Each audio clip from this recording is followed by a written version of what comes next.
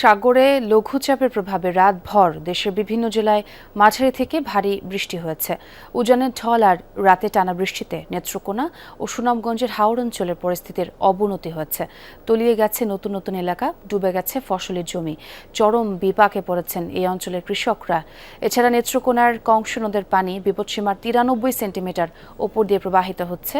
এদিকে সিলেট, মৌলভীবাজার সহ 5 জেলায় বন্যার পূর্বাভাস দিয়েছে আবহাওয়া অধিদপ্তর। চট্টগ্রাম, কক্সবাজার, মোংলা ও পায়রা সমুদ্র বন্দরকে 3 নম্বর স্থানীয় সতর্ক সংকেত দেখিয়ে যেতে বলা হচ্ছে।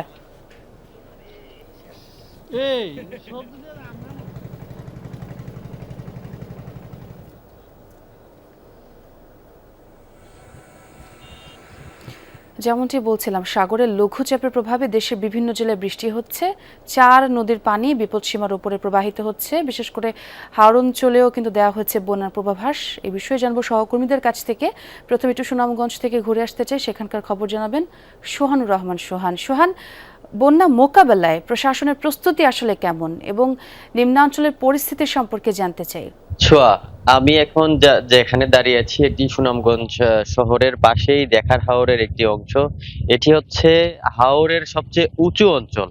আপনারা দেখতে পাচ্ছেন যে আমি একটু দেখাই যে এই যে উঁচু অঞ্চল, এই উঁচু অঞ্চলের কিন্তু আমার ঠিক পেছনে পাকা ধানগুলো জমিতে পড়ে আছে। আপনারা যে হলুদ আভাটা দেখতে পাচ্ছেন এটি হচ্ছে পাকা সোনালী রঙের ধান। এই ধানগুলো আরো 2-3 দিন আগেই কাটার কথা, কিন্তু আহ, আহ, ব্যাপক চরম আকারে শ্রমিক সংকট দেখা দিয়েছে, কারণ কোনো হারভেস্টার এইসব জমিতে পড়েই পথে নষ্ট হচ্ছে এবং তলিয়ে যাচ্ছে। এর পাশাপাশি নদ নদীতেও কিন্তু পানি বাড়ছে। গত কালকে আমরা দেখেছি সুনামগঞ্জে একদিনে 57 সেন্টিমিটার পানি বৃদ্ধি পেয়েছে। আজকের পানির আপডেটটা আমরা ঠিক সকাল 9টায় পাবো। এরপরে গত রাতেও বৃষ্টি হয়েছে, তো বোঝাই যায় এর থেকে স্বাভাবিকভাবে যে নদ নদীর পানি কিছুটা বৃদ্ধি পাবে, যার জন্য সুনামগঞ্জ জেলা প্রশাসনের পক্ষ থেকে ব্যাপকভাবে প্রস্তুতি নিয়ে রাখা হয়েছে।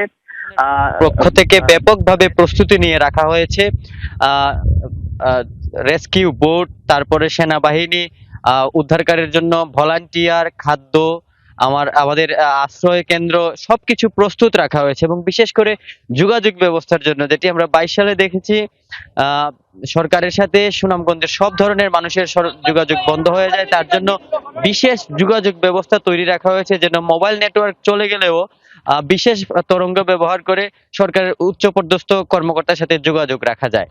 তেমন আসলে বন্যা মোকাবেলায় প্রশাসনের প্রস্তুতি রয়েছে। অনেক ধন্যবাদ সোহান আপনাকে। আমরা এবার একটু নেত্রকোনা থেকে ঘুরে আসতে চাই। হাওর অঞ্চলের খবর জানাবেন সহকর্মী কামাল হোসাইন। কামাল, কংস নদের পানি তো বিপদসীমার উপর দিয়ে প্রবাহিত হচ্ছে। হাওর অঞ্চলের সার্বিক পরিস্থিতি কেমন? ছোঁয়া, কংস নদীর পানি বিপদসীমার 95 সেন্টিমিটার উপর দিয়ে প্রবাহিত হচ্ছে। এছাড়া ধনু, সোমেশ্বরী সহ সবকটা নদীর পানি বিপদসীমা ছুঁই করছে। নতুন নতুন এলাকা প্লাবিত হচ্ছে। অতিরিক্ত বৃষ্টিপাত এবং ভারতের মেঘালয়ের চেরাপুঞ্জিতে যে বৃষ্টিপাত হচ্ছে, সেই পানি কিন্তু নেত্রকোনার হাওর গুলোতে আক্রমণ করছে। ফলে হাওর অঞ্চলের পুরোপুরি ধানই তলিয়ে গেছে। আমরা গতকাল সারাদিন অন্তত 5টি উপজেলায় ঘুরে ঘুরে যে দেখেছি যে ধানগুলো কেটে রাখার জায়গা নেই। যে জায়গায় রাখা হয়েছে সেই জায়গাগুলো কিন্তু পানিতে ডুবে গেছে। ফলে মহা সংকটে পড়েছেন এ অঞ্চলের চাষিরা। সরকার বা প্রশাসন থেকে আসলে স্থায়ী উদ্যোগ না নিলে এই অঞ্চলের মানুষের দুর্ভোগ কিন্তু থাকবে। গত 20 বছরে আমরা যে বিষয়টি দেখেছি যে নদী বা হাওর অঞ্চলের খাল বিলগুলো কোন প্রকার খনন হয়নি। ফলে পানির যে নাব্যতা ধরে রাখার যে অবস্থাটা হাওর অঞ্চল বা কোনো নদ নদীরই নেই। এগুলো নিয়ে বিশেষ পরিকল্পনা করে না ভাবলে আসলে কৃষকের মহাসংকট থেকেই যাবে।